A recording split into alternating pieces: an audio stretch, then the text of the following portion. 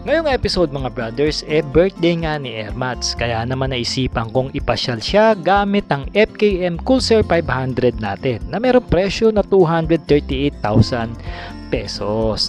Dito ko nga siya ipinasyal sa loob ng Subic Bay. At tinanong ko nga si Ermat kung kamusta ang kanyang pakiramdam pag nakaangkas dito sa motor na ito. Ang sabi niya sa akin, napaka-comfy sakyan dahil mababa lang ang seat height.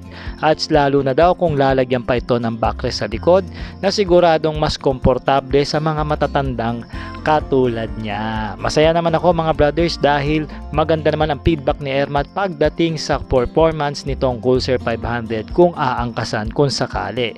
At dito ko nga pala siya dinala mga brothers sa isang resort dito sa loob ng Subic Bay na merong pangalan na All Hands Resort para kumain ng paborito niyang palabok na kung tawagin dito Pansit Bataan. Alright, so dito mga brothers sa loob very relaxing at pampamilya talaga ang resort na ito na pwede kayong magpunta kasamang pamilya o barkada. Madali lang naman itong hanapin mga brothers, i-google map nyo lang sila at meron din silang Facebook page kung gusto nyo pong mag-inquire. Once again mga brothers, sa mga interested pong kumuha nitong Coolser 500 ng FKM, mag-PM lang po kayo sa ating Facebook page.